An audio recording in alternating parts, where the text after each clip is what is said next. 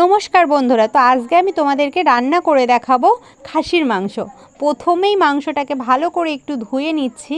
তারপরে ধুয়ে নেওয়ার পরে আমি দেওয়ার মধ্যে দিয়ে দিচ্ছি লবণ পরিমাপ মতো, আর পরিমাপ মতো হলুদ, আর একটু তেল দিয়ে সেটাকে মাখিয়ে রাখলাম। এবং আমি প্রেশার কুকারে দিয়ে দিচ্ছি সেটা। তার মধ্যে দিচ্ছি আদা বাটা আর রসুন বাটা, আর তার মধ্যে একটু নাড়িয়ে নিয়ে একটু জল দিয়ে দিচ্ছি। দিয়ে প্রেশার কুকারের ঢাকনিটা লাগিয়ে নিয়ে বেশ কিছুক্ষণ প্রেশার কুকারে রেখে দিচ্ছি। কটা সিটি মেরে নিচ্ছি যাতে মাংসটা একটু ছেড়ে যায়। অবশ্যই তোমরা প্রেশার কুকারে দেবে, তাহলে মাংসটা একটু ছাড়বে।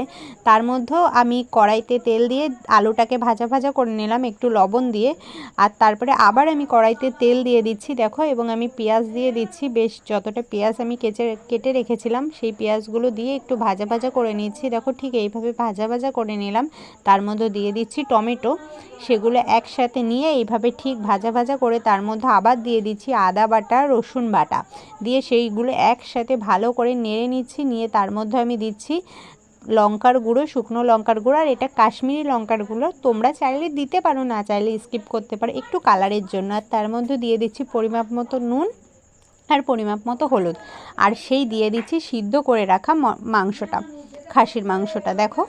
এবং দিয়ে দিচ্ছি সেই ভাজা করে রাখা আলুটা, দিয়ে সবগুলো একসাথে বেশ কিছুক্ষণ টাইম নিয়ে একটু লো ফ্লেমে রেখে গ্যাসটাকে ভালো করে কষে নেবে। এবং তার মধ্যে দিয়ে দিলাম পরিমাপ মতো জল আর গরম মশলার গুঁড়ো। দেখো আমার তৈরি হয়ে গেল খাসির মাংস। একবার এইভাবে বানিয়ে দেখো, খেতে ইচ্ছা করবে।